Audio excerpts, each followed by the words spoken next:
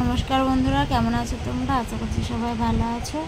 तो आज के बानाबो सर्षे इलिश। तार जोन्नो देखो बाजार थेके आमार बड़ एकटा एत बड़ो इलिश माछ निये चले एसेছে। तो एटारই आजके सर्षे इलिश बानाबो।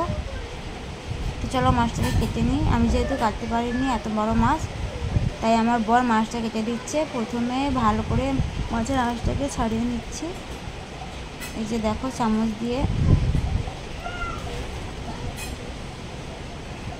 মাছটা কিন্তু এত বড় ইলিশ মাছ আমি আগে কখনো দেখিনি, এই প্রথমবার। তারপরে এই যে মাছের আঁশগুলো ছাড়ানো হয়ে গেলে এবারে মাছের কানখাগুলো মানে সাইডে যে কাঁটাগুলো থাকে সেইগুলোকেই ভালো করে কেটে নেব।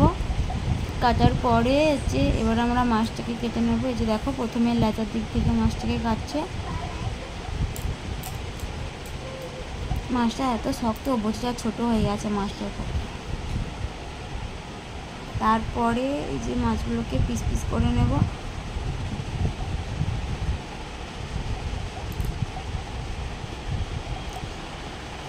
তো মাছটা কিন্তু পুরো 1.5 কেজি ছিল। আর এত বড় মাছ, ইলিশ মাছ সত্যি বলতে আমি আগে কখনো দেখিনি আর খাইওনি। এই প্রথমবার হচ্ছে যে খাবো। তো এই যে মাছটাকে দেখো, মাছটার ভেতর থেকে কতটা রক্ত বেরোচ্ছে। মাছটা কিন্তু একদম জ্যান্ত ছিল আর আনতে আনতে এখানে তারপরে মারা গেছে। তারপরে এই যে দেখো মাছের মাথা থেকে কেটে নিয়েছি। তারপরে ওর ভিতর থেকে এই যে সেই মাছের যে ফুলকোটা থাকে সেটাই বের করে নিচ্ছি। দিয়ে যে মাছটাকে দিয়ে মাছের মাথাটাকে এবারে কেটে নেব।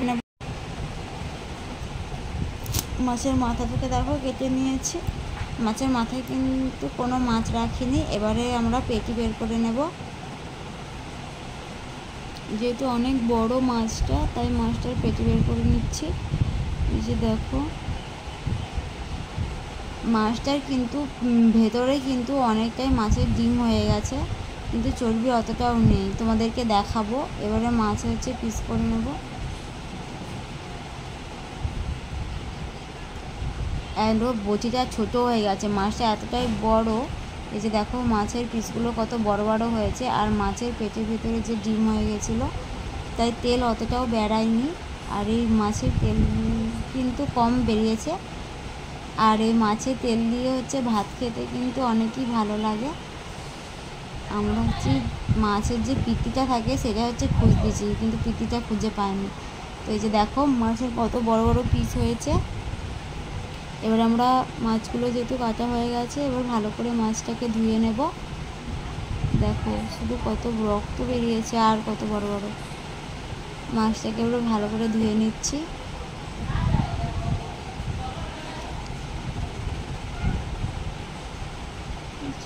মাছটাকে ভালো করে ধোয়া হয়ে গেছে, তোমরা দেখতেই পাচ্ছ।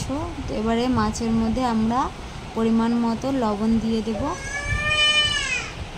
এই যে পরিমাণ মতো লবণ দিয়ে দিচ্ছি।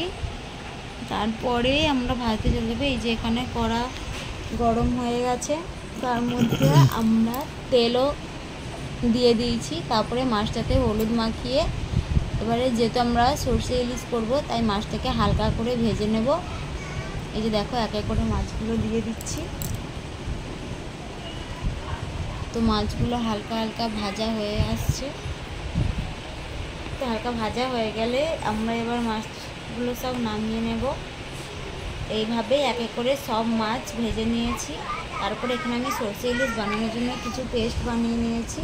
এর মধ্যে আছে সর্ষে আর কিছুটা পোস্ত আর গোটা কাঁচা লঙ্কা চিড়ে নিয়েছি। তারপরে এর মধ্যে পেস্টের মধ্যেই আমরা হলুদ গুঁড়ো, লঙ্কা গুঁড়ো, লবণ সব কিছু পরিমাণ মতো দিয়ে একটা পেস্ট করে নিয়েছি। তারপরে এখানে কড়াইতেই সেই মাছের তেলটাই যে বেরিয়েছিল সেটা দিয়েই করব। তো এখানে তেলটা গরম হয়ে গেছে, তার মধ্যে এবারে পেস্টটা দিয়ে দিলাম। দিয়ে এটাকে এবার ভালো করে তেলের মধ্যে মিশিয়ে নেব। এই যে দেখো কাঁচা লঙ্কাগুলোও দিয়ে দিলাম। তো দেখো এবার পেস্টটাকে আমরা ভালো করে হচ্ছে যে মিশিয়ে নিয়েছি। তারপরে এই যে করে তো এবার এর মধ্যে আমরা পরিমাণ মতো লবণ দিয়ে দিচ্ছি। লবণ দিয়ে এটাকে আমরা ভালো করে ফুটিয়ে নেব। এই যে দেখো ফুটে গেছে। এবার এর মধ্যে আমরা এক এক করে মাছগুলো দিয়ে দিচ্ছি। তো যেহেতু আমরা অনেকজন ছিলাম তাই পুরো মাছটাই দিয়ে দিচ্ছি সরষে ইলিশ বানানোর জন্য। এই যে দেখো পুরো মাছটাই আমরা দিয়ে দিচ্ছি। দেওয়া হয়ে গেলে এবার আমরা এটাকে হালকা যে আঁচে আস্তে আস্তে করে নেব। তারপরে এর মধ্যে কিছুটা হয়ে আসার আগে কিছুটা কাঁচা সরষের তেল দিয়ে দিচ্ছি।